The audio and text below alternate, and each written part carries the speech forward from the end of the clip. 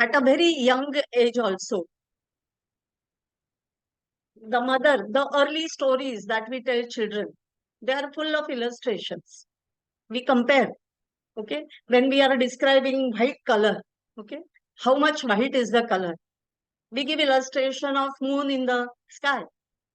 आकाशातला चंद्र कसा शुभ्र आहे तसं आहे.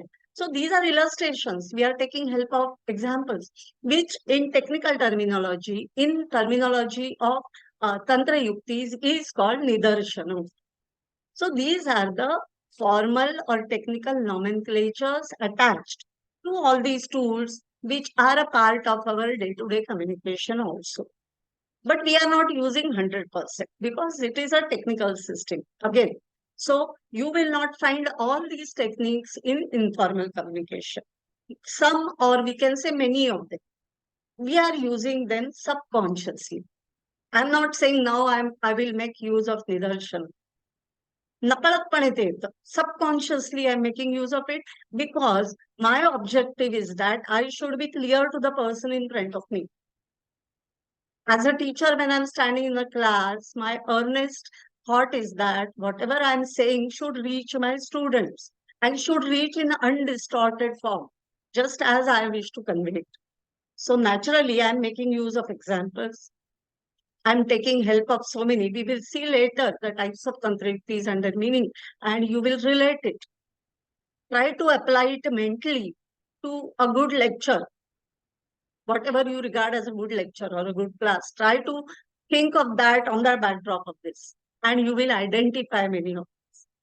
So subconsciously, these techniques are a part of our communication.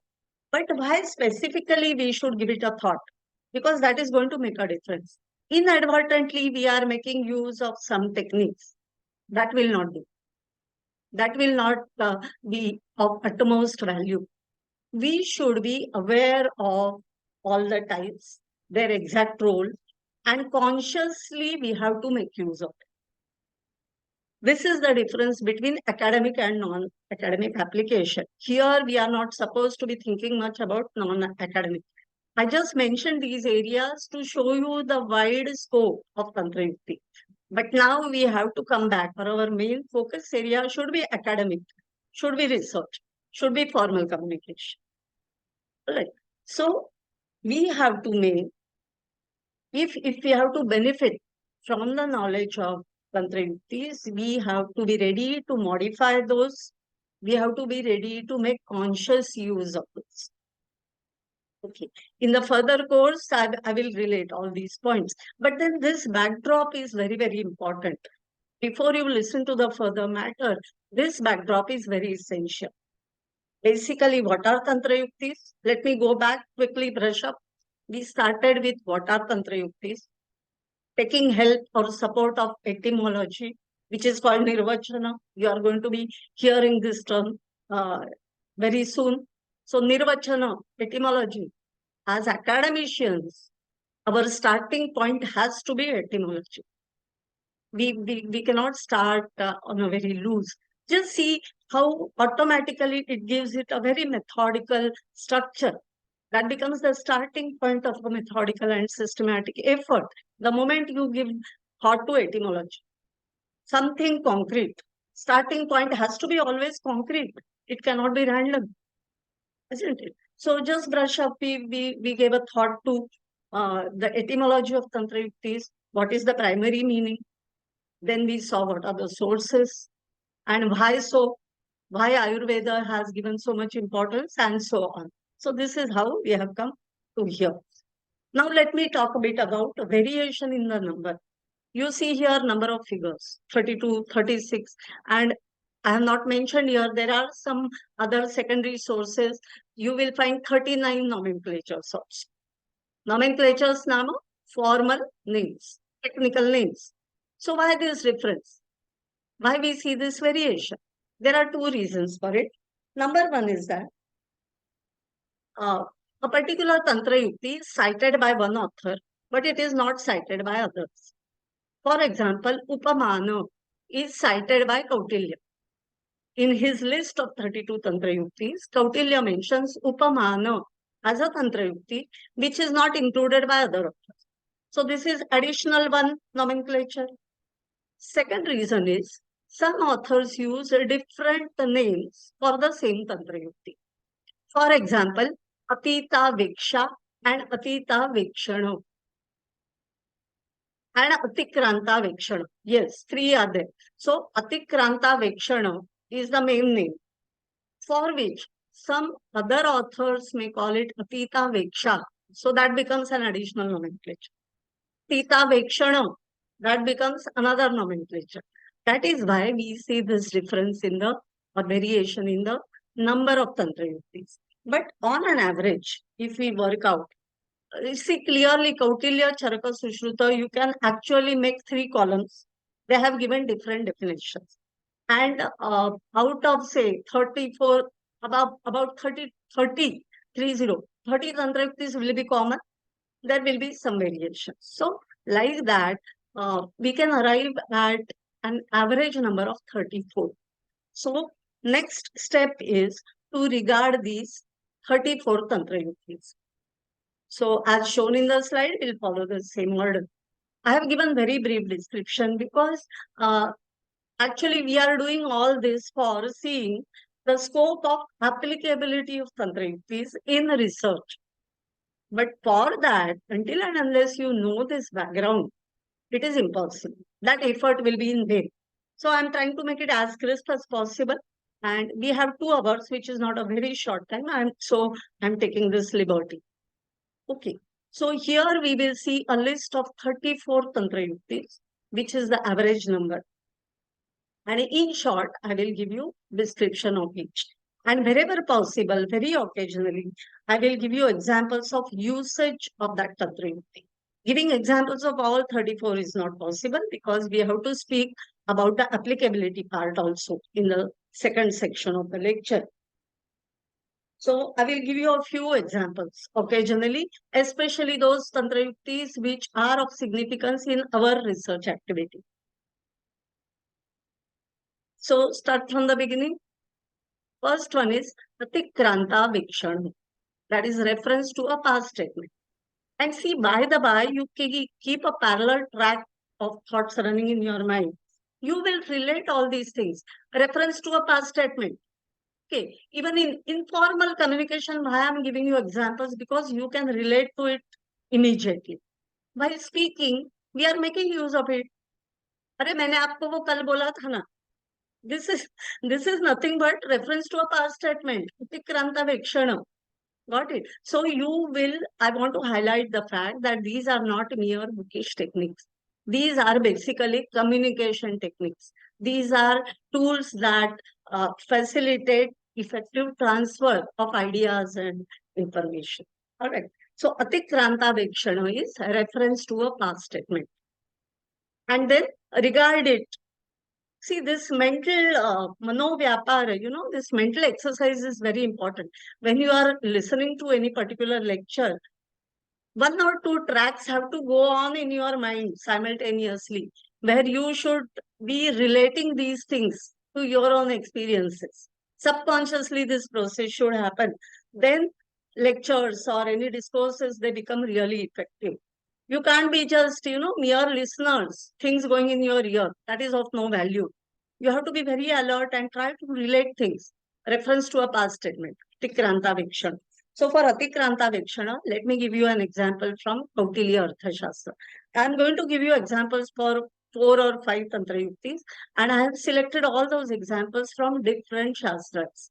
Kautilya Arthashastra, Nirukta, Sushruta Samhita, so that you will be convinced that Tantrayuktis are not limited to any one Shastra.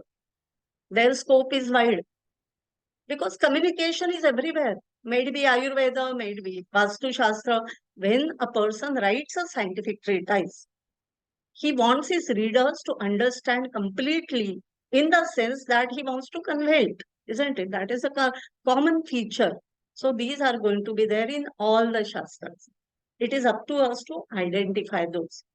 They will not come with labels there.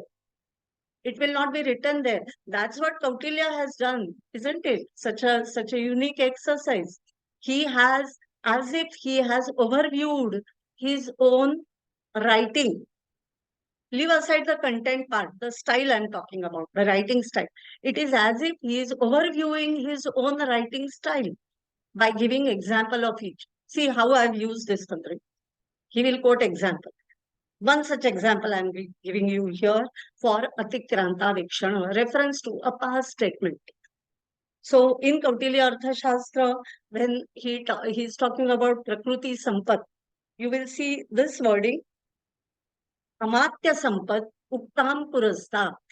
Amatya Sampat, qualifications of ministers, Uktam Purasta, have been mentioned earlier. So it provides a link to the reader also. His mind goes back. Yes, he recollects.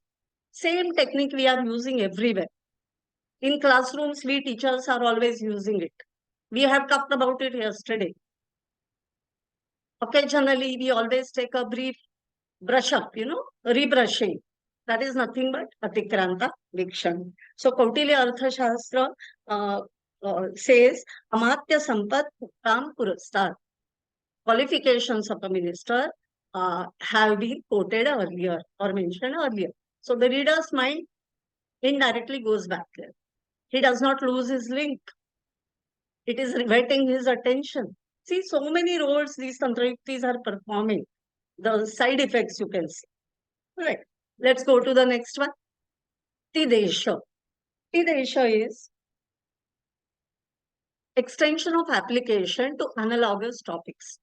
Now, this pair, I have further described it also. Atidesha and Uyya. This pair is very, very important for us researchers. Atidesha is extension of application to analogous topics. You extend application. If it is applying here, it will apply there also. Later on, I'll give you specific examples. So, Atidesha is extension of application to analogous topics. Third is Adhikarana. Adhikarana is topic under discussion. The focal subject matter. What is the main subject? Suppose I'm giving a talk. What is the focal subject? What is the central topic? That can be called Adhikarana. Fourth one is Anagata Vikshana. This is the pair of Atikranta Vikshana, the exact opposite. Atikranta Vikshana is reference to a past statement. Anagata Vikshana is reference to a future statement. Even this we are using in our classroom, in our communication. We will talk about it tomorrow. Everything we do not start explaining at the same moment. We say, okay, keep patience. We'll deal with it tomorrow. I'm going to explain it after some time. That is technically labeled as Anagata Vikshana. Next is Anumata. I will just give you brief explanation and go ahead because that is not our Adhikarana. Let me talk in terms of Tantrayuktis. This subject, types of Tantrayuktis and their meanings is not the Adhikarana of my talk today. So I cannot deliberate much on it. I will tell you briefly. Nevertheless, it is important that you know the meaning of each Tantrayukti. Otherwise, how can you make conscious use of those? So it is important, but right now we cannot delve much on this aspect. Fifth one is Anumata, acceptance or approval of the views of others. So many a times, just try to keep at the backdrop some treatise, some grantha that you are very well aware of. Now, some students, M3 students, they know very well Kautilya Arthashastra. We have been studying it over a long period. So, something may click with them. So, do such kind of an exercise, then the information will really be with you. No matter. Agree. Kautilya many times says, yes, like it seems that he agrees with his predecessors. That is Anumata. Sixth one is Apadesha. Statement advancing reason. In Shankara Bhashya, you will come across a number of words which are Panchamyanta, ending in ablative case, Darshanat, etc. So, at such places, he is giving reason. Because of this, Yacha Mule. So, such words are indicative of Padesha, advancing reason. Seventh one is Pavarga. Pavarga is an exception to a general rule. I'll just quickly go through some of these because then we will be stuck at one point. The Pavarga is exception to general rule. Arthapatti, very, very important. Arthapatti is presumption or implication. For this, I would like to give you an example from Sushruta Samhita. What is arthapatti? When something is presumed, when something is implied. So this is a very popular example. Many of you must be aware of it. So in Sushruta Samhita, what does he say? Nattam dadibhoshana nishedha. Artha diva bhunjita iti apatyate.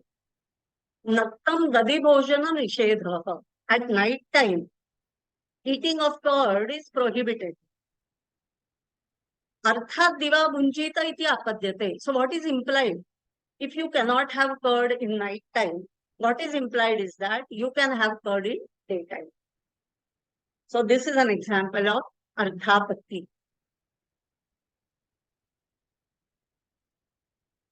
Sorry for this noise around since can't help it. Very sorry for that. Hope it stops in some time. Ninth one is Uttara Paksha. Reply to the objection raised by the opponent.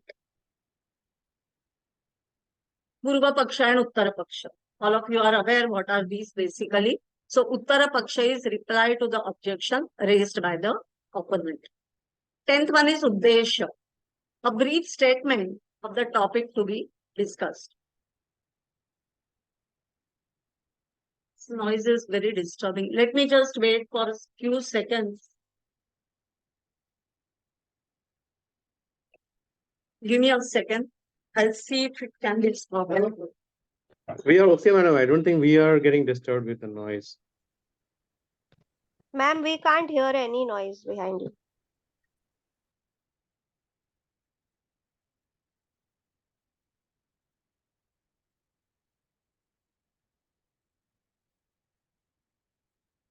Yes, very sorry for that. Yeah. Next one is Uddesha, a brief statement of the topic to be discussed. This is also very important. I'll give you example of this from Nirukta. Uddesha means you mention some fact in brief, very, very brief. So in Nirukta, there is a wording that comes, Shad Bhava Vikaraha Bhavanti iti Varshayani. Very famous this is. So only number 6 is mentioned here. Which are those 6 is mentioned later, which is called Nirdesha. So, but if one has to, if one requires a very, very brief statement, suppose in an abstract, one may just use this Uddesha. Shad Bhava Vikaraha Bhavanti iti Varshayani. And as per need, you can elaborate the same, which is termed as Nirdesha. So this Uddesha Nirdesha pair is also of much use in our research activity. So Uddesha is, I have given you an example from Nirukta. Shad Bhava Vikaraha Bhavanti iti Varshayani. There are 6 Bhava Vikaras. Then Uddhara, 11th one. Uddhara is extraction of appropriate meaning from a statement. Upadesha is instruction or advice. Upamana is analogy. 14th one is Uyya. Very important. It is, you can say, the other side of Atidesha. Atidesha is inductive thinking. All right. And Uyya is deductive thinking. So Atidesha is, when we say inductive thinking, it is from particular to general, specific to general. And Uyya is deductive thinking, from general to particular. So both these are 2 sides of the same coin and very, very important for a researcher. A researcher must have both these capacities. The ratio, extension of topics and deducing something, isn't it? So Atidesha Uyya is a very, very important pair. 15th one is Ekanta. That is a universal statement or an invariable rule. 16th one is Nidarshana. Very, very interesting and very wonderful Tantrayukti to which there is no substitute. We have to make use of illustration or examples if one has to understand or explain the topic completely. We cannot do without illustrations. Right? So Nidarshana is an example or illustration. Niyoga. Niyoga is an authoritative command or injunction. Nirnaya, conclusion.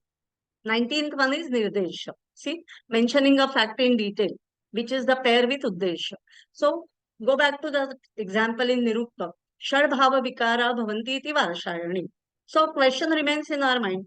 In short, we have understood There are 6 bhava vikaras. Number समझ गया, कितने भाव विकार है समझ में आया. But which are they? That has remained unanswered, which will be answered in the later statement, which is termed as nirdesha.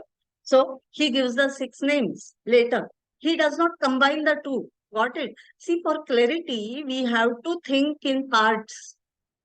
So Shadbhava Vikaraha becomes one part. That makes things clear. Next sentence that follows gives you the names of these 6. Which are they? Jayate, Asti, Viparinamate, Vardhate, Pakshiyate, Vinashyati iti. These are the 6 Bhava Vikaras. So as per your need, depending on the research activity, if you are preparing abstract, you will not take the portion of Nirdesha. You will take only Uddesha. But in your descriptive matter, you must include Nirdesha as well. Only Shadbhava Vikara Bhavanti से काम नहीं चलेगा. आपको बोलना है वो कौन से 6 है. But that will be depending on the need of your activity. There are some points where you need extreme brevity. In your abstract, in your summary, you will not give names of all 6. You will only mention there are 6 Bhava Vikara. Got it? So see how they can be applied. We are ultimately more interested in the usage of these Tantrayuktis. But primarily, we must understand their theoretical meaning for want of time, or it will become very, loose. Otherwise, I could have shown you here a table containing all the 3 definitions.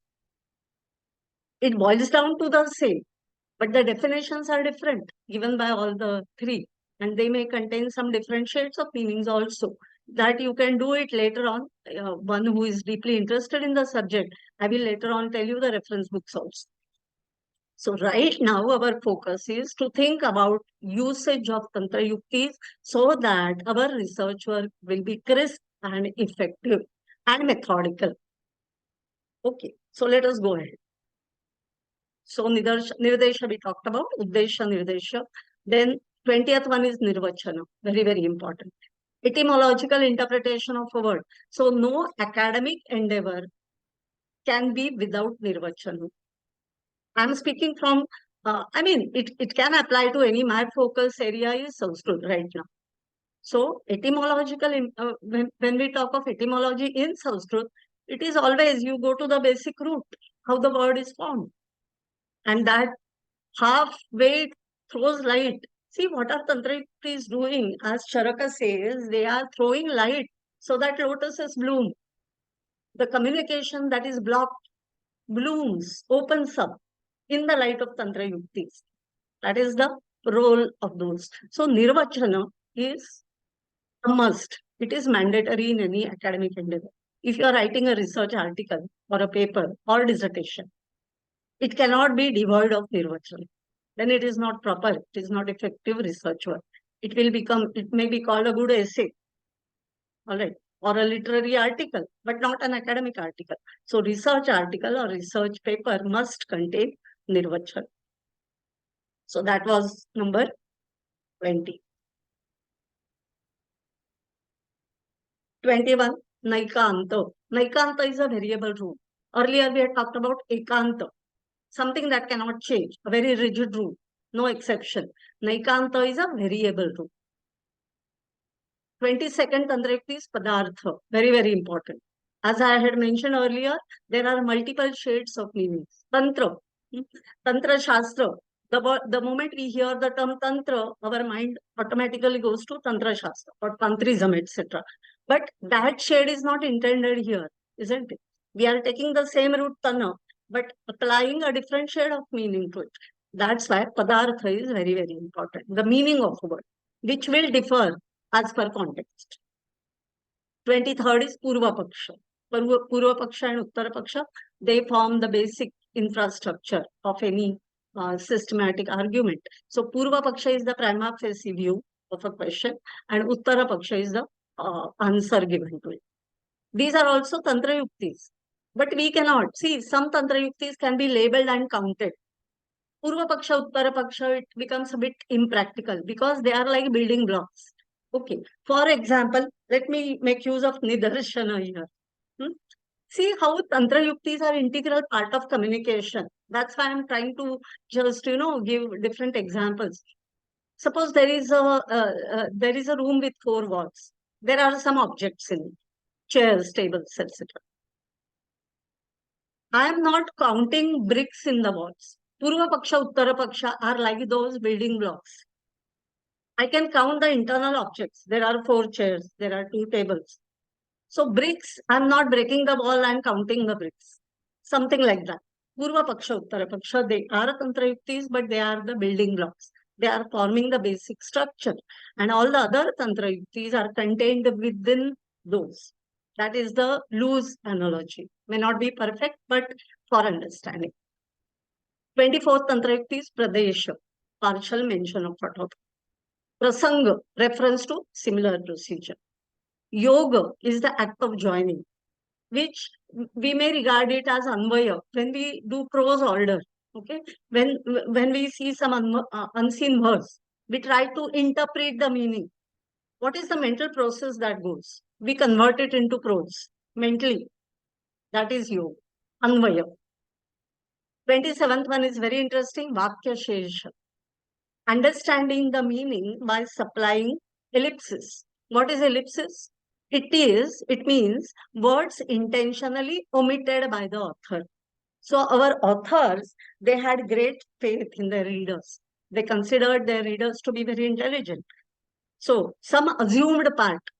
हल्ली पण आता सुद्धा आपण म्हणतो बघा, assumed part. Okay, अध्याहृत in Marathi, Hindi, in our daily communication also. ते अध्याहृत आहे. अध्याहृत आहे म्हणजे काय? Hidden. You have to assume it. You can't see that word there, but you have to assume it. That is what is Vakyashesha. So some parts, many a times in poetry we see this. There will be 2 lines and some wording in the first line will imply in the second line. They will not be repeated, but we have to assume. That is Vakyashesha, simply speaking.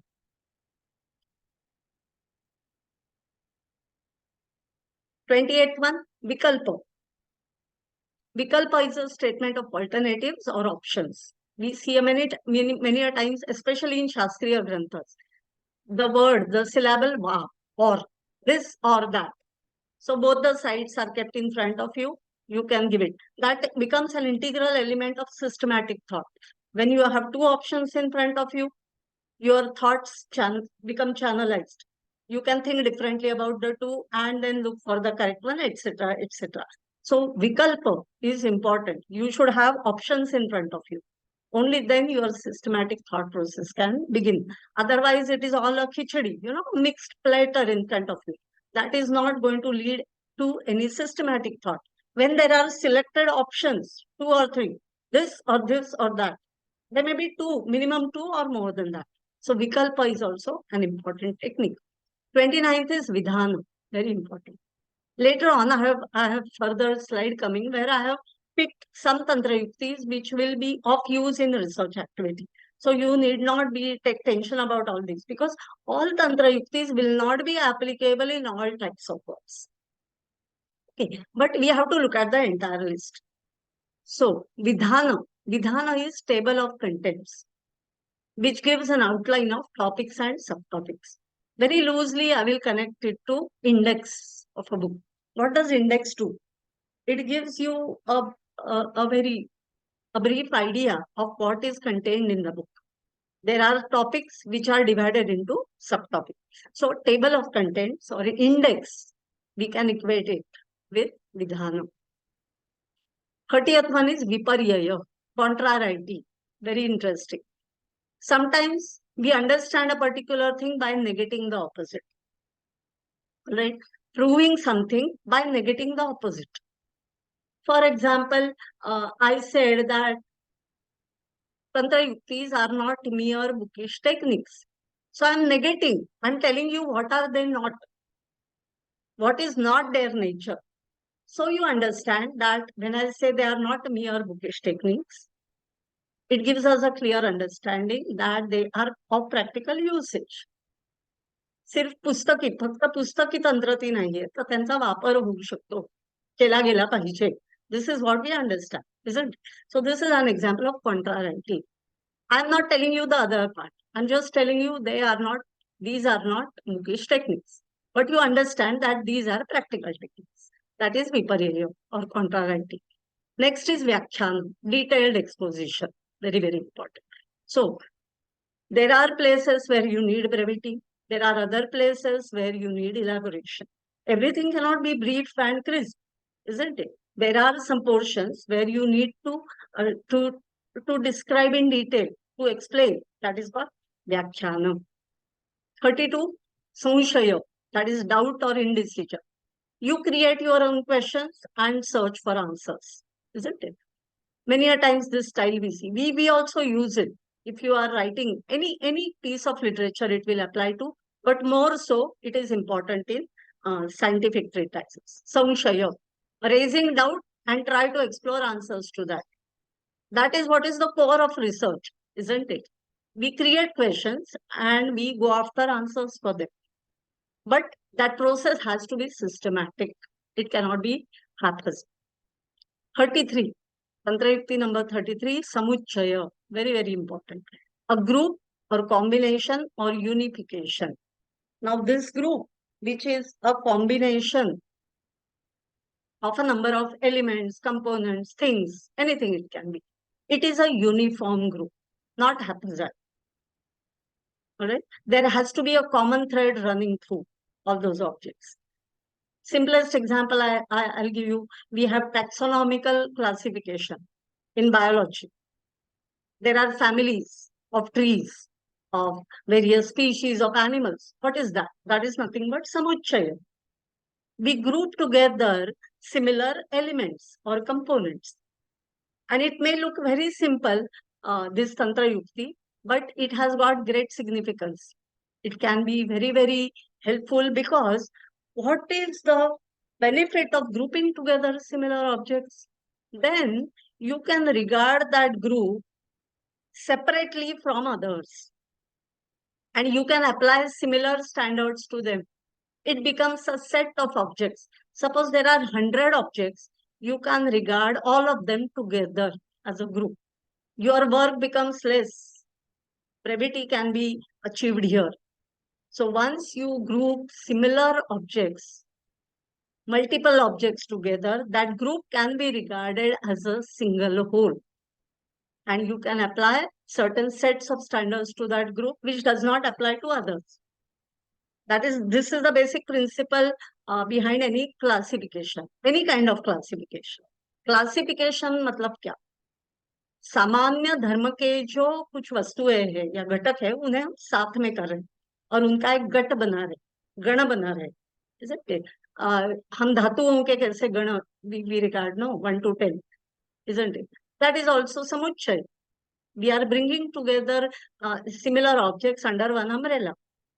And it becomes very convenient. This is a very convenient tool, samuchaya. And 34th, last one is Swa-Saujna. The name itself will tell Swa-Saujna, self-coined, a technical term coined by the author. Author who is writing on some Shastra, he does not find an appropriate term for what he wants to say. He may prepare his own, he may coin his own term. What it nowadays a very relatable example of this is now computers. There were no computers some years back. If we regard vocabulary in Sanskrit, if Sanganaka was not there, will there be a word Sanganaka in Sanskrit vocabulary? So it was coined, no, at some stage when computers came into practice. And a lot of things, related objects, accompaniments, whatever, lot of things, together with computer systems, accessories. So for all these, there were no words existing. So newer words were coined. This is Swa-Saujna. This you will see in all Shastras, but this is a very relatable and a very, very near to us example. That's why I'm quoting it. I remember here I had read some years back some writings of Gurudev Ranade. He is writing about mysticism, some mystic experiences. So there are some terms in this area to which we do not find any equivalents. How to express it? Especially there are cultural variations also. So when I say Tirtha, Tirtha means पाणी जे आपण हातावर घेतो, you go to a temple and the priest gives you that holy water. Holy water does not cannot convey fully the meaning which is contained in tirtha. Tirtha, the word itself, although it is water only, nothing else, it is not amrut or something. But that tirtha, that word itself comes with the coolness. The touch of that tirtha on hand is cool. It is not like any other water. So there is faith mixed in it. There are cultural contexts mixed in it. So some such words, there is need to form maybe or coin newer terms. So Gurudev Ranade, in one of his books, he has used one very beautiful term. We say nama, nama ghene. Nama ghene is not mere chanting. Chanting will not express that meaning. Nama, the flow, the cyclical nature, the immersion of faith, etc. All these things are contained in that Nam. I'm sure all of you understand the context of this. ज्याला आपण नाम घेणे म्हणतो. So I came across a term there. He has used a term sonanism. Now I can be, see, frankly speaking, we can find out about it. I don't know whether it is coined by him, but it is surely a specific term. And there is a chance that it is coined by him. We'll have to read that book. I can't be 100% sure about it. But that is a very, very unique term, isn't it? Sonanism. Sonanism. So that term can come under Sahasrabuddhe, I feel. Sonanism for Nam. 99%, I think. That book contains preface by B.R. Kulkarni, who was his very, disciple. So maybe that introduction will throw some light on this. I don't recollect it now. But 99%, I feel Sonanism is coined by him, Gurudev Ranade. So these are the examples of Sahasrabuddhe. I gave you one modern example also and one academic bookish example also. So, yes. So, in short, in very brief, we have seen these 34 Tantrayuktis.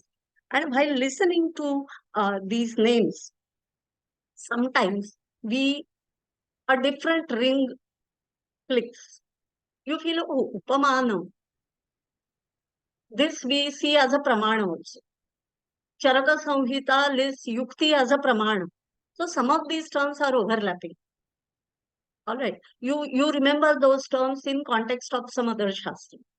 Nyaya, Upamana comes there, isn't it? So that's why it is not a rigid concept at all. You will see usage of Tantrayuktis in Laukika Nyayas, maxims. In a way, maxims are nothing but collections of illustrations. निदर्शनों के गट है वो. Maxims contain a combination of various illustrations. So लौकिक न्यायांमध्ये पण याचा वापर आहे तंत्रयुक्त. का बरं आहे तिथे? Because communication. लौकिक न्यायas or maxims, why are they used? What is their objection? To remove blocks in understanding, isn't it? So ultimately, the basic nature of Tantrayuktis boils down to communication techniques. So whichever area that involves communication is going to contain or is going to have scope for usage, conscious usage, Tantrayukti. So this is how we have understood what is the basic nature, primary nature of Tantrayuktis, who are the scholars who have done this great job. They have codified this system actually, and then which are the other phases, which are what type of a multifaceted approach we can apply to Tantrayuktis and make fruitful use of those in our day-to-day life also. We can actually benefit from the conscious use of Tantrayuktis. We have come up to here. Now let us look at the applicability, because time and again I have been saying they are not merely Buddhist techniques. Then how are they applicable? That also becomes a very focal area. So next slide shows you some areas, and then I will narrow it down to research later. Okay. Yes. So applicability of Tantrayuktis. Now this point is, I think, very well with you. it is fixed in your minds that wherever communication is there, Tantrayuktis will apply there. They are bound to be there. So Tantrayuktis, I have used here for convenience sake short form TY in all my slides. All communication governed fields give scope for conscious usage of Tantrayuktis. I have mentioned here three. One is pedagogy, that is teaching methodology. All right, where communication is the crux. It is the soul of teaching, isn't it? आत्मा आहे ना शिकवण्याचा. संवाद नसेल तर शिकवणं कुठे येणार? So communication is the soul of pedagogy or teaching methodology. So it is useful, very interestingly, it is useful from both sides. Teachers who are aware of this doctrine, who have studied, who have explored this doctrine, they are always regarded as good teachers because their teaching reaches children, reaches students. So teachers who have knowledge of Tantrayuktis and who are putting to use that knowledge, they are always regarded as good teachers, or they come out as good teachers. Their teaching comes out as effective teaching. On the other hand, students, if they are exposed to this concept, students who have an idea of this doctrine, they are better equipped for quick learning. When the teacher gives an example, the student quickly understands what is the purpose of it. He will never deliberate on the example. He will go to the main point. He knows that my teacher is giving this example, which I should use as a support system to understand the basic concept. That example, I should not be just caught up in that example. Because he knows the objective of illustration. At the same time, he learns it very pleasingly because illustration or examples are always very, very wonderful. They are pleasant things.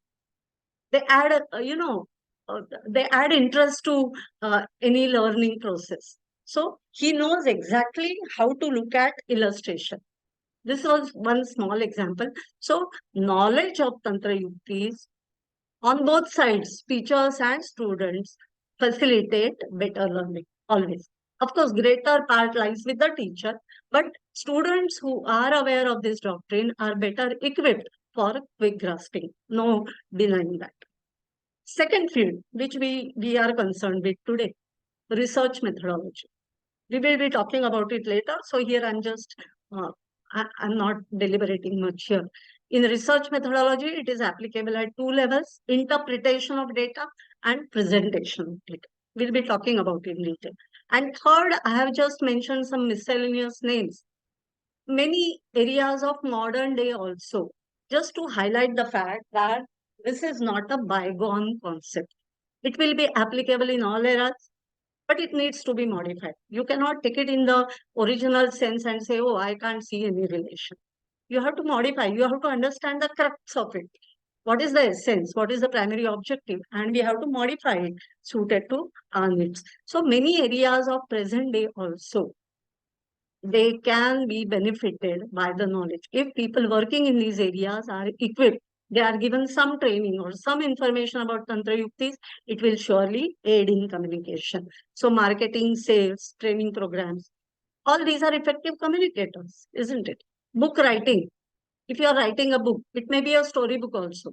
Any type of literature, it may be. It cannot be haphazard. Each book or each systematic piece of writing has to follow an order. Then only it becomes effective. Otherwise, it will not create that effect. So book writing, any kind of writing, any systematic piece of writing, Tantrayukti knowledge can be helpful. And very interesting, judging in competitions or selection process in interviews. Now here the process is a bit, the application is a bit indirect, but I'm showing you how, because wherever mental apparatus is in operation, okay, when I say I interpret a particular thing, I'm thinking in a particular way, and these are elements underlying that thinking. Only thing I didn't know its name then. Now I'm using these technical labels used by my ancestors. I didn't know that it can be called Atikranta Rekshan. I said, ha, मी ते म्हटलेलं ना काल जे. it becomes pasrat, no? It becomes loose. So the moment I get this label, Atikranta Vikshana, it becomes so concise and brief. So suppose judging, suppose I am called as a judge in some competition, I have to decide the winner. Or I am an interviewer, I have to select a candidate. What is the need there? I am required to give a particular score. Suppose I need to give a score out of 100. There are candidates. Now, how do I arrive at that figure? Out of 100, how many marks I give? Can it be haphazard like this? Or give 60 marks to this person, give 70 marks to this person? On what basis? I need some basis for it, isn't it? Then only my judgment will become fair. It will be methodical. I'll be clear in my own mind. Giving marks out of 100 cannot be a random process. So there, I may decide to divide those 100 marks in 4 parts, 25 marks each. And then I select some headings for them. I will judge this person for two similar parameters coming under one group. So logic and reasoning, I may club them together. Logic and reasoning, how I could sense his logic and reasoning, I give him marks out of 25. Then creativity, artistic, if the job demands that, some kind of an artistic job, that parameter will become important. Creativity, his mind should be creative, and artistic presentation. He should be able to present it also in that way. So creativity and artistic presentation can become my second column, 25 marks. Third can be research, sincerity and efforts taken. How is his approach? Okay, does he look sincere? Has he taken great efforts, etc.? So sincerity and efforts, that can form a group. So here indirectly, ultimately, I'll come to a total of 4 columns and I will arrive at marks out of 100. This is a systematic way. I cannot just look at his face and give him 60, give another person 80. There will be no basis for it. And a fair judgment is not supposed to be random. So, which Tantra Yukti indirectly has come here? Samuchaya. I'm grouping together 2 or 3 parameters which fit into one column and marking. So I'm segregating, I'm classifying, and I'm grouping together similar parameters. So doesn't Samuchaya come here?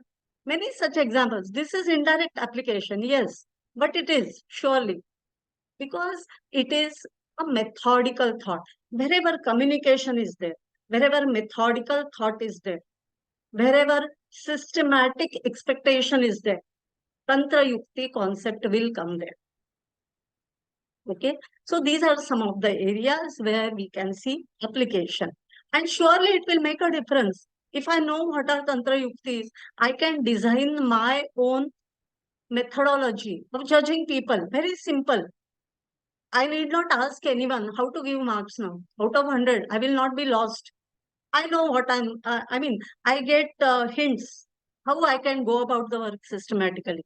Division and bringing together both these things, which are related to Samuchaya concept. Because we are looking for some common characteristics. And we are looking for some differing characteristics, isn't it? So that kind of a mental approach it really aids in systematic work. Now let us come to out of these. We are not going to be talking about others at this juncture. Straight away, I will come here. Tantra Yukti is applicable in research activity. A very practical thought, focal point. Now you people are all researchers, so how you can actually make use of this interesting and wonderful doctrine? No doubt, just saying that, oh, it's a wonderful doctrine. You should see the applicability of it. First, understand the basic meaning, the basic nature, and then try to apply it consciously. When you are writing your thesis, when you are writing your abstract, and see it comes to aid. Some efforts are required. It's not a ready-made formula. But then if you find this concept interesting, you delve deep into it, and you make conscious use of it after necessary modification, the status or the quality of your research work will surely improve. Okay, so let us see specifically how we can look at some of the Tantrayuktis. These are not any, hard and fast formulae. You can logically prepare some other set also. I have just, because this is not given in our table like this. But once we have understood the facet of it, what is the role? What role can it perform? I think that illustration, that aptly describes. Which one? Ball bearing mal. So keep that in mind. You have to somehow remove blocks in understanding. Make understanding very, very smooth. आकलन जो है वो स्पष्टता से हो, उसमें कोई भी गलत फहमी ना हो. This kind of a thought, if it is there, automatically you will devise your own ways. Each one has to work on it. There are no ready-made formula here. Okay, but surely it makes a difference. At the end, I'm going to throw more light on it. In the last, I'm keeping a watch on the timing also. In the last 15-20 minutes, I will put before you a very novel exercise that will tell you. Okay, let us talk about this slide now. Tantrayukti is applicable in research activity. Now you have had a number of lectures on research. You have understood very clearly what is research and various facets of it, dimension of it. So I will not repeat all that. But in short, what does research imply? I will not go to the definitions, formal definitions, etc. You have got a lot of inputs on that, I'm sure. But research is basically an organized and systematic study. It cannot be haphazard. Okay. लेखकाच्या मर्जीनुसार वेगवेगळी शैली वगैरे ते research मध्ये चालत नाही. In classical literature, that becomes a plus point. Having a different style, having an original style, etc. But in research, we have to have a certain fixed structure, a disciplined structure.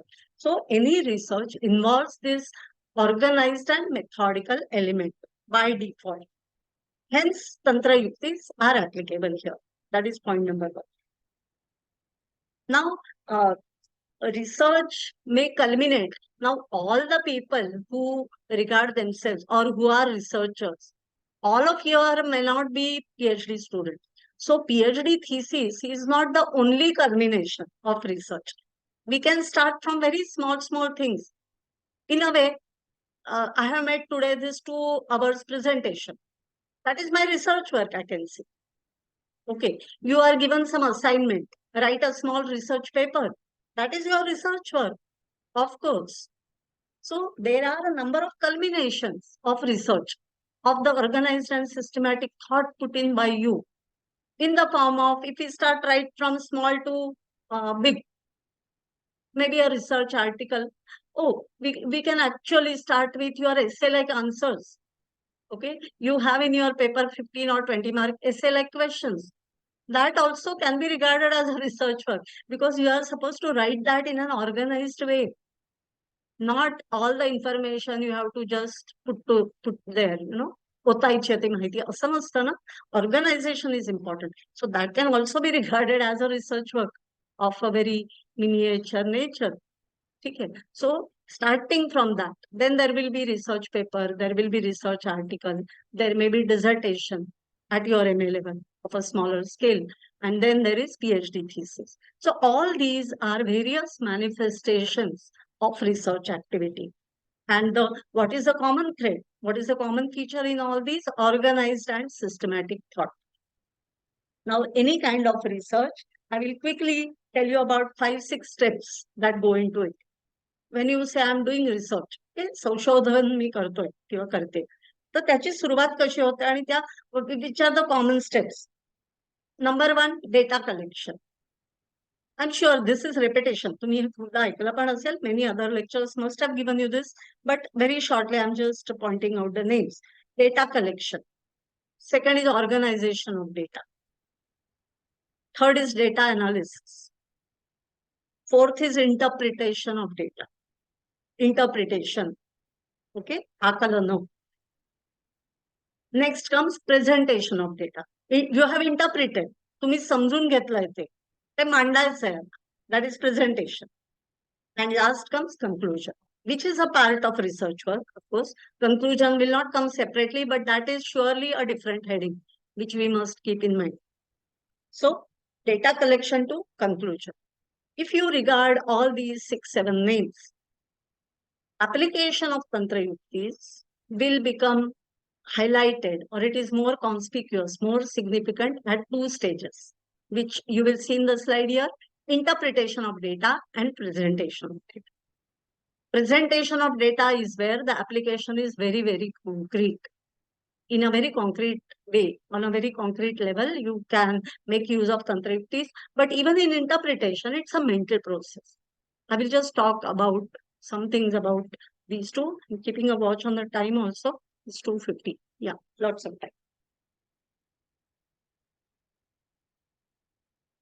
Yeah. So research methodology, because it is a part of our title. So I'm trying to just think aloud. What is research methodology? Research methodology includes procedures adopted by the researcher. Now, these procedures may be both mental, physical, practical, everything will come into it. The moment you have collected data and you are trying to interpret it, इसके क्या मायने हो सकते हैं? What can be the meaning? What can be the logic behind it? This thought that you are putting in is also part of research methodology. And what is the outward or external drushya swarupa of that? When you are putting it in your word, when you are writing your introduction of your thesis, that becomes the practical manifestation of it. But then that mental process that was going on in your mind during interpretation, it is also a part of research methodology.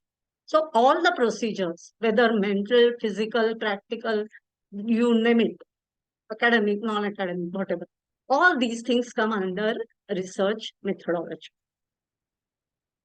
Now let me briefly talk about these 2 levels, interpretation of data and presentation of data. Data collection, no. Tantrayuktis application, we can't talk about it there. These are the main 2 stages where conscious use of Tantrayuktis can be really helpful. Interpretation of data. Now, when we interpret data, you have gathered data. From 10 books, you have taken one paragraph, right? You are trying to understand it. What are those paragraphs trying to tell? You are interpreting it. And then we know there are so many perspectives in which you can interpret. We have seen Vedic interpretation, so many schools are there, historical, Nirukta school, etc. Isn't it? So interpretation can be of various types: social, cultural, linguistic. So in all these perspectives, when we give it a thought, uh, with the objective of interpreting, trying to make sense, very simply speaking, non-academic language, trying to make sense of the material in front of you. That is interpretation. Now, in this process, whatever is going on in our brain, some apparatus is at work. How do you interpret? You are taking help of a number of things. Manatल्या mana. In your mind, you are trying to compare it with examples. All these things go into it.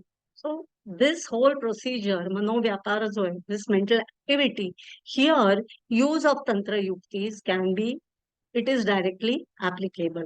Although less directly as compared to presentation of data, but surely it applies. So I have mentioned here, listed some Tantra Yuktis that may be of help here for clear interpretation. If you are stuck, don't know, oh, how to make head and tail of it. कसं समजून घ्यायचं, त्यांना काय म्हणायचं. You can consciously make use of these. It will take time. It's not going to be an overnight process. It's a very, very deep concept. And one has to be, just as I told you, first pair only I have mentioned, Atidesha and Uyya. These are 2 sides of the same coin, but they are totally different capacities. And a researcher is supposed to have both of them. Atidesha, from particular to general. Okay, you should be, you can see a certain rule or element or theory in one stream of knowledge. You should be able to apply it to other streams of knowledge. That is Atidesha. From general to, from particular to general. This is inductive thinking. And opposite to that, or you can say not opposite, it's a corollary, or the other side of the coin is Uyam, deductive thinking. You see a lot of general things and boil down to one thing. General to particular. So Atidesha Uyam, this pair is inevitable. This is the core actually of the mental apparatus in interpretation. Sometimes we extend a particular concept to a wide stream of fields. Sometimes the process is opposite. You see a general rule, you try to narrow it down to one particular shastra. Both these capacities are extremely important. Atidesha Uyam. Nidarshana. Manatल्या manat पण, it need not be always a written activity. When I'm trying to interpret a particular things, I am thinking of many examples from around me. Very common day-to-day examples also, isn't it? In teaching, you can just relate immediately to that because you are constantly exposed to this classroom scenario, lectures, etc. So see how teachers again and again give examples. Good teachers are supposed to give examples. Otherwise, that thing, we cannot assume that, I have told you the rule, I have told you the meaning of each word, you should understand. No, examples are a must. So Nidarshana, it becomes a part of your your own interpretation also. Nobody is teaching you there. You are trying to interpret data collected by you. A researcher is alone. See, after a certain point, it is only you. It is individual endeavor. So it is your own mental activity. But in that mental activity also, all these elements are integral part of it. And if not, you can consciously include those after learning about Tantrayuktis. Consciously include some of those and see how your interpretation will be facilitated. It may become a smoother process. It is painstaking, but it's worth it. Got it? So Nidarshana. Think of examples. Just now I gave you so many examples. They may not be, on the face of it, they may not sound relevant, but they definitely throw light. They definitely aid in making the concept concrete. Yes. Next is Viparyaya. You think of the opposite. This thing is not A, so it has to be B. There is a set of A and B. This particular thing is not A, so it has to be B. So you negate the opposite. Since it is not lighted, I understand it is dark, although it is not put in so many words. I have one statement here. They are not bookish techniques. So I understand they are practical techniques. Viparyaya.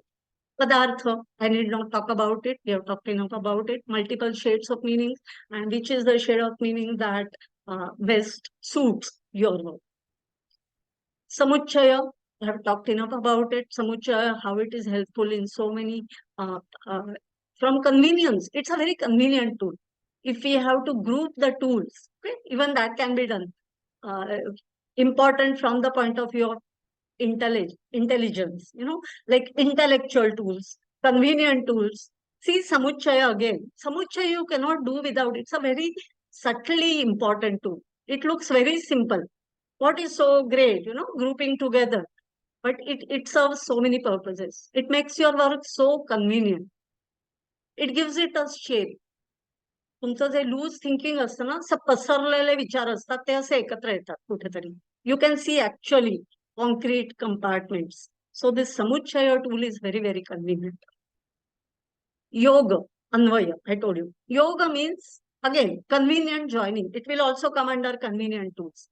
So there are so many ways we can classify Tantrayuktis on various bases. Artha and Shabda. Some are related to words. Some are related to meaning. Okay. So Niruktacha Jai. Basic, see, main base principles are eternal, actually. Shabda and Artha. We have been listening, hearing about this pair, and it forms the basis of certain shastras like Vyakarana, Nirukta, etc. Same thing you can apply here. If one tells you to regard these 34 Tantrayuktis, they are serving different purposes, each one. So maybe we can think of grouping them together on the basis of Shabda and Artha, Shabda Yojana and Artha Yojana. Other classification can be this. intellectual point of view, convenience point of view, or some are very amusing, they are very delightful. So that way also we can classify these. Okay. So yoga, vakya shesha, assumed part. So some information you may see data in front of you, which is not using 100% of words. You have to supply your own. You have to identify the assumed words. That is vakya shesha. Now, when we come to another stage, this is also about interpretation. You have collected data, you are trying to interpret it, how you can make the process more systematic and more easy by conscious use of Tantrayuktis. So, if these elements are not already a part of your thinking process, make them once. Include some elements which are missing in your thought process, and your interpretation may become smoother, it may become easier, and it may become convincing. Okay, so this was about interpretation of data. Second stage we'll be talking about is presentation of data. Here, concrete application. Presentation of data. मतलब आपका विचार सब हो गया, rough work हो गया. Now you are actually writing your research paper or thesis. This cannot be instantaneous activity. कालिदासाला स्फुरले श्लोक आणि त्यांनी लिहिलं असं रिसर्च पेपर लिहिला जात नाही, कधीच नाही. A lot of mental work, preparation, organization, ज्याला कारागिरी म्हणतो ना आपण, कारागिरी becomes very important here. It cannot be, one can never say की अरे मला हे रिसर्च आर्टिकल स्फुरलं, असं नाही. You have to write it with proper thought, with deep thought. You have to organize whatever you have received and interpreted. So here, obviously, application of Tantrayuktis will be at the concrete most level. You can consciously make use. Okay. So I have again listed here some Tantrayuktis which may be handy here. Adhikarana, so focal matter. You have to know what is the central topic of my thesis. Otherwise, your work will go haywire. It will become directionless. You must, this is the starting point. You must have understood the focal point of your work. The most significant word in your work is what? That will be the adhikarana. Vidhana, again, index. Just you have understood the focal word does not suffice. You have to systematically bifurcate it, because you are not going to be thinking of it as a whole. Although topic as a whole must be identified, when it comes to thinking, when it comes to research, it has to be broken into subparts. You cannot think of one whole. You have to break it into logical and proper parts. Not haphazardly. Again, this classification is also this classification is also important. So, Vidhana contains all that. Be clear about what is my subdivision. How have I divided the focal subject matter into subtopics, sub-subtopics, and so on. That will be Vidhana, which is more or less the index of a book or any book. Index gives you all this classification, isn't it? Then this pair, Tikranta Vikshana, Nagata Vikshana, the main job that these techniques do is keep link, maintain link. When a reader is reading, the moment he comes across such a statement, this has been stated earlier, he becomes alert. If he does not remember, he will go back to that page and read it. Okay, this will become a reflex action. So, Atikranta Vikshana and Anagata Vikshana, they are very important links. They maintain link in the work. It keeps the readers also alert. Suddenly, after looking at this statement, one who is not attentive, he becomes attentive, or he hastily goes back some pages and tries to see that past reference. Isn't it? This is a natural process that happens. So, Atikranta Vikshana, Anagata Vikshana. Consciously, you must make use of such statements in your research work when you are presenting data. Getting it? See how at concrete level all these Tantrayuktis can be used. Atidesha Uya, no denial, that is the primary pair. You must have the capacity to think and express both inductive and deductive thinking. Nirvachana, etymology, it must be a part of your academic endeavor. Nidarshana, you must give appropriate examples which will throw light on difficult concepts, or it will help the readers to decode, to get the real hang, as we say. May not be an academic word, but it facilitates hang of that subject. Padartha, which shade is intended out of the multiple shades available. That proper word has to be used. So we may have 10 synonyms, but now as Sanskrit students, you must know that all the synonyms are not at par. If you give it Nairuptika thought, each synonym, Samanarthi Shabda, true, but it carries a different shade. Megha is different, Jalada, different shade of meaning, isn't it? So proper word, which is the befitting word out of the 10 synonyms in front of me? I must use that particular befitting word, that is Padartha. Samuchaya, we have talked enough about it. So all this, conscious use of all these definitely will aid in a systematic. It will make you confident also. You will feel that, oh, I'm able to present my data in a very systematic way. And these are, in bracket, I have just mentioned some subparts. What comes in the, may it be research article, thesis, mainly we regard thesis as the central research work. So it starts from title. See how application of Tantrayuktis is not only in the main matter. How it starts right from the title. Title of the word is important. So title should be very crisp and clear. So crisp but not meaningless. It should be crisp, still it should be pregnant with meaning. While achieving the balance between these two, knowledge of Tantrayuktis definitely aids. Hypothesis. Very simply speaking, hypothesis can be explained as a presupposed conclusion.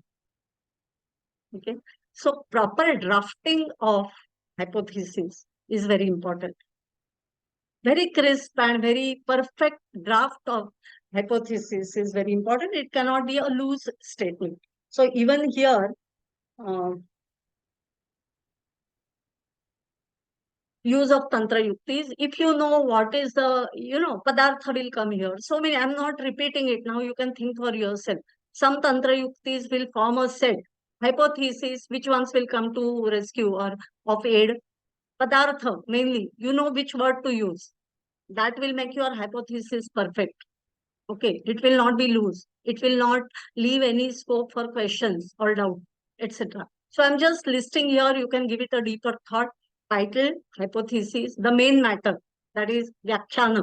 In terms of Tantrayuktis, it is Vyakhyana.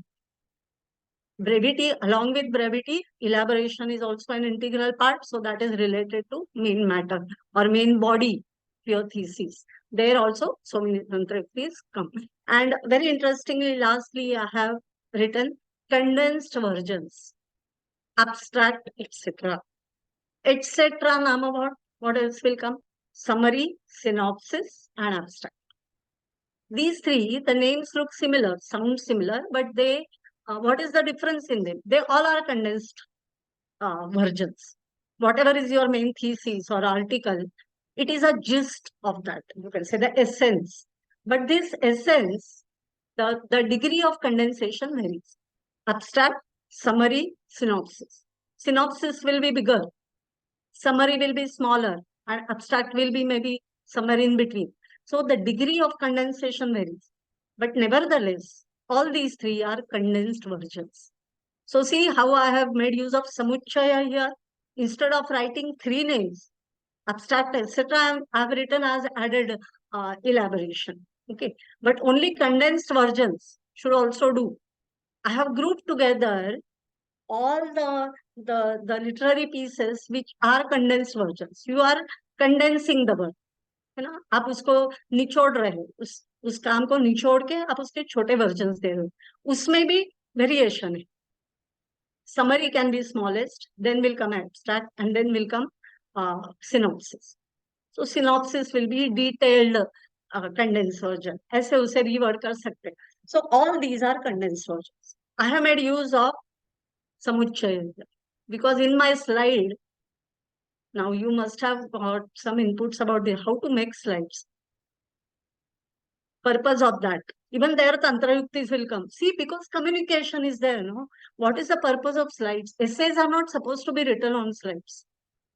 So I never wanted to write 3 names there. So I wrote their condensed version. Samuchaya Tantrayukti has come to support there. Got it. So this is how Tantrayuktis are applicable in research activity at mainly 2 levels: interpretation of data and presentation of data. So we have almost come to the end of the lecture.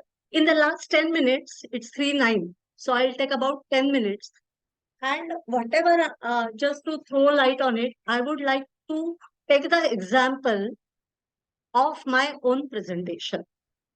I have spoken for about 2 hours, maybe 1.5 hours. I've spoken about a number of things. But surely, even if I'm speaking extempo here, I have given it a systematic thought. It can't be without that.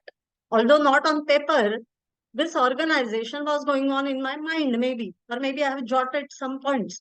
So I will take the example as a case study of this work. And I will just point out some Tantra Yuktis, how they reflect through it. And then you will more and more agree. You will relate to it very closely. You will not regard these as mere bookish techniques. I think up to now you have got enough clarity. No one will of you will say that these are bookish techniques. We have seen enough instances how we make use of it in various types of communications. But here I am talking only about academic and systematic presentation. So in the last 1.5 hours, whatever I have presented, I've spoken to you, let me regard that in the light of Tantra Yuktis. And I'll put in front of you 5-6 points. Many are there, but I want to keep it crisp. So I will just say 5 to 6 points. And though if you have been attentive, you will immediately relate to it. First of all, title. Slide. My first slide was the title. What was the title? Sorry. Role of Tantra Yuktis in research methodology. So I would say Tantra Yuktis is my adhikarana. Tantra Yukti is the central topic of my talk.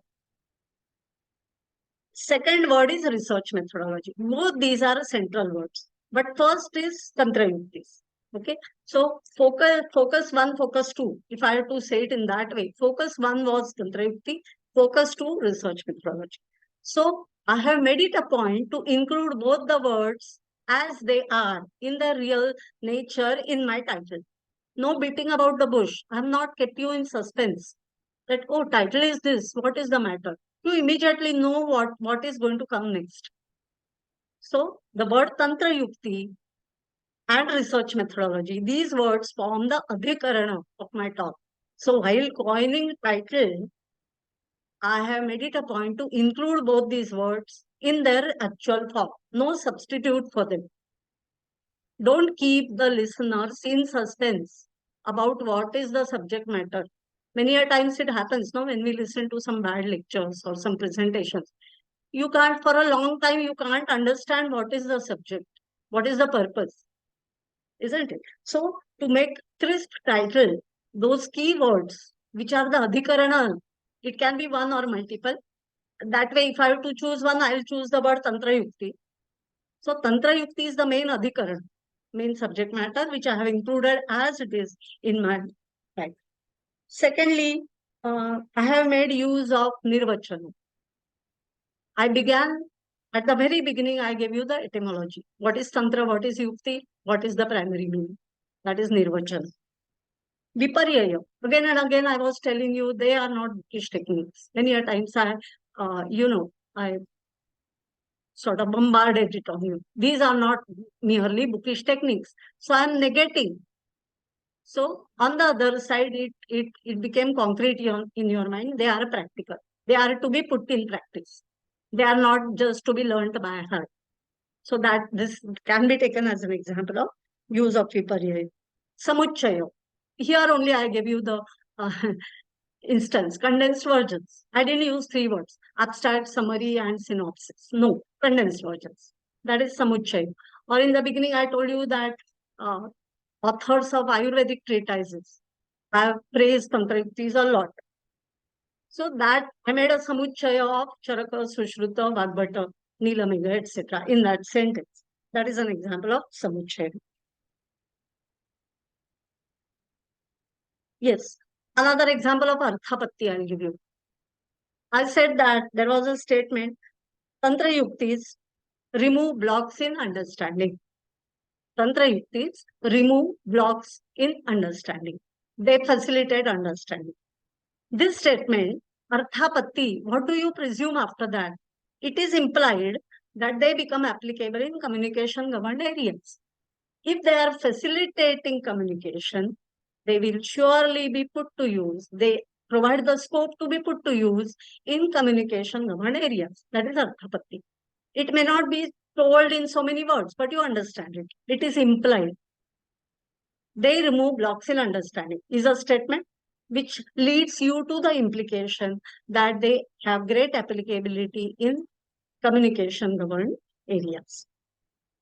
One or 2 points I'll tell you. Only Atidesha Uya, since I have been talking about it a lot, and from a research point of view, these two are very, very important. If you ask me 2 or 3 important pairs of Tantrayuktis, first is this, Arthapatti and Uya. I'm sorry, Atidesha and Uya, inductive thinking and deductive thinking, and Uddesha Nirdesha. That is also a very important pair. So some such pairs you must, and Atikranta Vikshana and Anagata Vikshana. These 3 pairs are very, very important, and you should make conscious use of these. You know about it, fine, but the effect will not be seen unless and until you put it to use. You have to use these in your work. You have to decide, yes, I have to use a wording whereby I'll give some past reference. I have said so on page number so and so. So you are specifically consciously making use of Atikranta Vikshana. That will maintain the interest of your readers. That will make them alert. Who are less alert, they will become alert. अरे पहले बोला गया है, याद ही नहीं आ रहा है. He will go back and see what was it. So it maintains the alertness of the readers as well and maintains the link. So Tikranta Vikshana, Anagata Vikshana, number 1. Number 2, Uddesha Nirdesha. And number 3, Atidesha Uya. These 3 pairs are very important. And last 2 examples I'll give you of Atidesha and Uya from my own presentation. So Atidesha is what? Particular to general. So, yeah, when I say that Tantrayuktis are applicable to research methodology, Atidesha of that can be, it is applicable, Tantrayuktis can be applicable to teaching methodology as well. That becomes Atidesha. Or the other way around. If I have begun with pedagogy, if they find applicability in teaching methodology, what will be the Atidesha? They become applicable in research methodology also. Karan ka communication is the soul in both the areas. So ha zala Atidesha. This is an example of Atidesha. And Uya is general to particular. So I made a statement that they are applicable in all communication governed areas. From that, I'm narrowing it down to research. That becomes a deductive thought. That becomes Uya. So this is how I have tried to explore or look at my own presentation. So see how much ever small a systematic work may be. This I can't call it a great research work, etc. I mean, on the face of it, it is. No research is small. It's not that only PhD thesis is research work. Not at all. As I told you, even your 15 marks answer is a research work. Anything that involves systematic thought, that involves methodicity, that involves organized efforts is a research work. So, when we look at how much ever small or volume-wise, expanse-wise, how much ever small a research work may be, if you develop this habit of exploring your own activity in the light of Tantrayukti, it not only helps in the effectiveness of the work, that is number 1. It also gives you some hints. It also makes you aware of your mistakes. It gives you hints how it can be organized in a different way. Maybe when I look back like this, I note down here 10 points. Maybe this will give me some hint. No, it can be done in a better way. Organization can be of a different type. So you learn from your own mistakes. And this is how your works can go on improving. So it is also an activity which leads to self-improvement. This way, the applicability of Tantrayuktis is tremendous, enormous. The only thing, it requires a great efforts on the part of the user. But once you understand the crux of the doctrine and make conscious use, I'm saying conscious use. Now, in the course of informal chatting also, I'm giving examples. I'm saying, "Arey, maine wo kal bhi bola tha." That we cannot do so in academic. Consciously, I have to decide. That's why I said that presentation of data cannot be an instantaneous activity. It is an organized effort. You have to write each and every detail. Maybe you can just sit and this methodology we have to devise our own. There is no set formula for it. And this will be, you will feel like doing it if you are devoted to your work. Regardless of, all the external things, praise and marks. Okay, that is good. That will follow. That should not be the central point. If you have that kind of a devotion and faith, if you are loyal to your subject and your topic, automatically you will take such efforts cheerfully. So you can actually jot down. इथे मला अतिक्रांता वेक्षण वापरता येईल. Here I can use viparya. You can do rough charting like this actually and see the difference. How the outcome will be of a different status. It will be more organized. That effort that has gone, that clear thought that has gone will reflect through it. It will not be a haphazard work. It will take initial efforts, but it is surely worth it. So I think this is all from my side.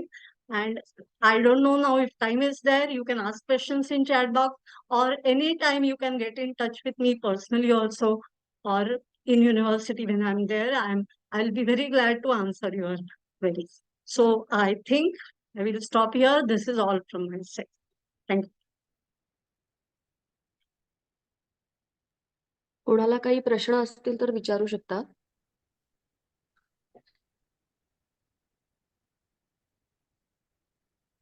कोणाला काही प्रश्न आहेत का? Chat box मध्ये link दिलेली आहे. हाँ, chat box में बघते हैं, तरी काही दिसत नाहीये. It's okay, maybe because see, this topic is very deep. So immediately I do not expect that some specific or relevant questions come to your mind. So you can personally through WhatsApp, through calling or meeting me personally. I keep coming to department. So anyway, I don't think anyone can ask a quick question like this, because this is first of all, it's a very new doctrine. It takes time to sink or digest. Then questions will arise later. So it's okay. I'm in no hurry. I will always be ready to answer any queries in any form. Telephonic conversation, WhatsApp, personal. But do not keep any doubts in your mind. I'll be free to answer. I'll be very glad to answer all your queries. So I wish you all the very best, and keep this sincere approach for research. The crux, that remains with you. All other things are outward. They lose their significance very quickly. So be devoted, be loyal, be interested, and be touchy about your topic. Only then you will come out with a good outcome. So wish you all the very best. Thank you. Thank you, I think ma'am. we can. Thank Yes. you. Thank you so much, ma'am. Thank you, ma'am. I'm sure many questions will come later, but let this information sink in first. It's a new topic, but surely give it a deep thought. Okay. So we can close. I think, Madam. Thank you, ma'am. Thank you so much. Okay. Thank you very Thank much. you. And again, Very nice. wish you all the very best. See you all very soon. Bye. Thank you so much. Shall I ma'am. leave, Madam? Yes, you can leave. Okay. Thanks a lot, Ajay sir and Madam. Yes. Thank you, Shobha, ma'am. Yeah. Lovely. Okay. Thanks, ma'am. सगळ्यांनी feedback form भरा आणि मग